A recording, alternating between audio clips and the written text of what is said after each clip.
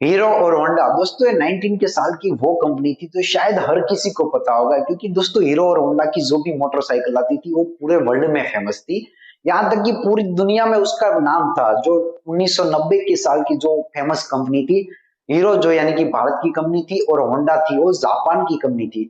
वो दोनों कंपनी ने मिलकर पूरे भारत में इतना बिजनेस किया था और मोटरसाइकिल में उसका पूरा नाम हो गया था।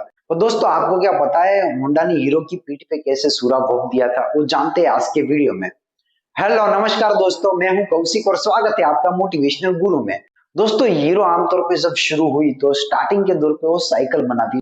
1956 में ब्रिज मोहनलाल मुंजाल ने हीरो की स्थापना की थी। आमतौर पे वो पहले वो साइकिल ही बनाती थी और दोस्तों 1975 आते आते हीरो का इतना नाम हो गया साइकिल में कि वो पूरे वर्ल्ड में वो फेमस हो गई। वो दौर में दोस्तों हीरो एक ही ऐसी कंपनी थी, इतना उसका स्ट्रॉन्ग मटेरियल आता था और इतना वो टिकाऊ में भी ज्यादा रहती थी। इसकी दौर पे 1984 आते आते पूरे वर्ल्ड की फेमस नाम में हीरो आ गया। दोस्तों साइकिल बनाने की कोई भी कंपनी में सबसे पहला नाम आया तो वो आता है हीरो में। यहाँ तक कि गिनीज बुक ऑफ वर्ल्ड में भी हीरो का पूरा नाम फेमस हो गया था। दोस्तों ये वो दौर था, हीरो का जो मालिक था उसने मन में ठान लिया था कि साइकिल में तो अपना नाम आगे आ ही गया था। और दोस्तों उस टाइम का दौर अलग था उसका। उसके बाद नजर पड़ा मोटरसाइकिल पे, हम अपना आइडिया मोटरसाइकिल पे भी क्यों ना लगाए। दोस्तों वही दौर चल रहा था। उसके बीच दोस्तों सबसे बड़ी दिक्कत तो वही थी कि मोटरसाइकिल का जितना भी इंस्ट्रूमेंट था, जितना भी स्पेयर पार्ट था, वो उसके पास अवेलेबल था। तो जो इंजन की सामग्री थी, इंजन की जो भी मटेरियल थी, इंजन कैसे बनाते थे, वो हीरो वाले को मालूम नहीं था। तो उसने मन में ठान लिया, क्योंकि उस टाइम की जो भी गवर्नमेंट थी वो पूरे मामले में सपोर्ट करती थी कि भारत का बिजनेस भारत में ही रहे। पर दोस्तों ये पॉसिबल नहीं था, क्योंकि दोस्तों इंजन बनाने की जितनी भी टेक्निक्स थी वो हीरो के पास नहीं थी। उनके पास केवल स्पेयर पार्ट था। दोस्तों इंजन जो बनता था वो बाहर से बनता था। वो आमतौर पे जो भी फेमस कंपनी थी होंडा, जो यानी कि जापान की कंपनी थी। और दोस्तों हीरो ने होंडा को प्रपोजल किया कि आप भी हमारे साथ मिलके बिजनेस करिए, हम आपको स्पेयर पार्ट सप्लाई करेंगे, आप हमको इंजन सप्लाई करना। दोस्तों वो दोनों मिलके उसके ऊपर एमओसी साइन हुआ, क्योंकि एमओसी में वो साइन हुआ कि दोनों देश की जो कंपनी है वो मिलके बांट के अपने साथ काम करेगी और ना ही एक दूसरे के खिलाफ होगी और ना ही एक दूसरे के अगेंस्ट व्हीकल लॉन्च करेंगे। वो हिसाब से दोस्तों एमओसी साइन हुआ, दोनों ने करार किया और दोनों पार्टी मिल गई। हीरो और होंडा दोस्तों तब से नाम हुआ। हीरो बेसिकली भारत की कंपनी है और जो होंडा कंपनी है वो जापान की कंपनी है। दोस्तों होंडा को तो वही सही था, क्योंकि उसका तो बिजनेस जापान में ऑलरेडी चल ही रहा था और वो अपना बिजनेस दूसरे देश में डेवलप करना चाहती थी। तो फाइनली उसको हीरो का सपोर्ट मिल गया। वो दोस्तों 1984 में दोनों का मिलावट हुआ और सबसे पहला बाइक उसने लॉन्च किया और हरियाणा में उसका प्लांट का स्थापना किया।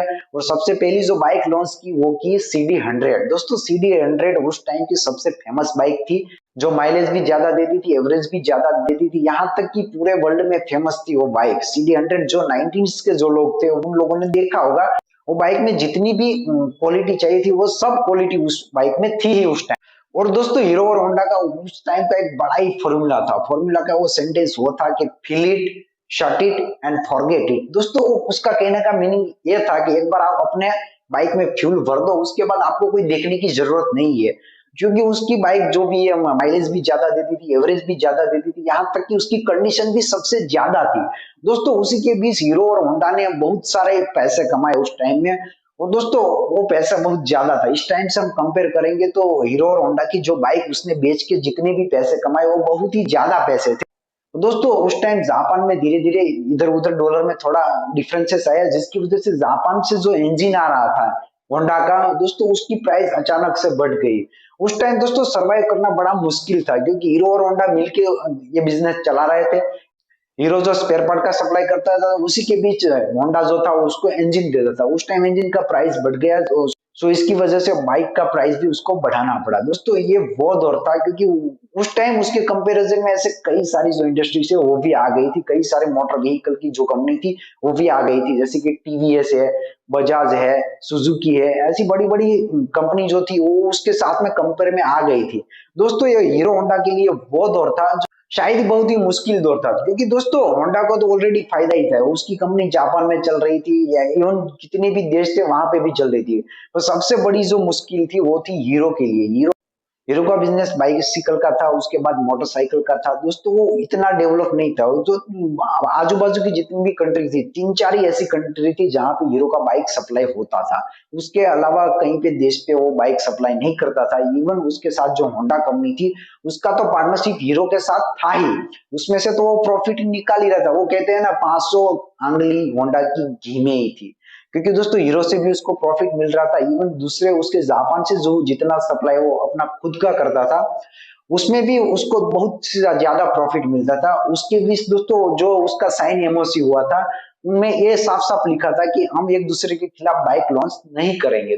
होंडा ने वो सबसे बड़ी गलती की थी 1999 में दोस्तों। उसने खुद की बाइक लॉन्च कर दी हीरो को पूछे बिना दोस्तों। इसकी वजह से हीरो की मार्केट में बड़ा ही मतलब नुकसान जैसा ही हुआ, क्योंकि दोस्तों होंडा ने अपनी सेपरेट बाइक लॉन्च कर दी थी भारत में। जो पूरे हीरो होंडा की जो भी कंबाइंड बाइक थी, उसके कंपेरिजन में ही आ गई थी वो बाइक, जिसकी वजह से होंडा को पूरा लॉस जाने लगा। इसकी वजह से होंडा ने और हीरो ने ठान लिया कि हम अब अलग हो जाएंगे, क्योंकि दोस्तों हीरो को मालूम हो गया था कि हम होंडा के बिना तो बाइक नहीं बना सकते, क्योंकि इंजन जो भी सप्लाई करता था वो होंडा ही करता था। जिसकी वजह से हीरो ने जितने भी बाइक बेचते थे, उसका जितना भी प्रॉफिट आता था वो दूसरी उसकी कंपनी उसने स्टार्ट कर दी इंजन बनाने के लिए। उसी के बीच दोस्तों उन दोनों के बीच थोड़ा लड़ाई जैसा माहौल हो गया। और 2010 में दोस्तों ये दोनों अपने आप सेपरेट हो गए, दोनों दोनों के दोनों अलग हो गए। उसके बीच उसने ठान लिया होंडा के जितने भी शेयर थे वो हीरो ने ले लिए। यानी कि होंडा जो भी थी वो पूरी बेच दी गई और हीरो ने उसको खरीद लिया। दोस्तों हीरो ने उसको खरीद लिया और हीरो मोटर के नाम से दूसरा अपना कंपनी स्टार्ट किया। उस दौर में लोग वो कह रहे थे कि हीरो को अभी सरवाइव करना बहुत ही मुश्किल है दोस्तों। हीरो अगर होंडा के बिना नामुमकिन ही चल पाएगा। तो दोस्तों ऐसा नहीं हुआ। हीरो का जो भी मालिक था उसने साबित करके बता दिया कि हम होंडा के बिना भी रह सकते थे। उस टाइम उसने बाइक लॉन्च किया हीरो प्लस दोस्तों। वो दुनिया की सबसे बड़ी फेमस बाइक निकली और बहुत ही फेमस तरीके से बिकी, और सबसे ज्यादा बिकने वाली बाइक भी वही रही। उस दौरान उसने मतलब ऐसा साबित कर दिया है कि हीरो और होंडा सेपरेट हुआ तो भी हीरो को इतना नुकसान नहीं हुआ है जितना होंडा को हुआ है। दोस्तों कैसी लगी आपको इंफॉर्मेशन? अगर ऐसे ही अमेजिंग वीडियो जानना है तो मेरी चैनल को लाइक कीजिए, शेयर कीजिए और सब्सक्राइब करना मत भूलिए।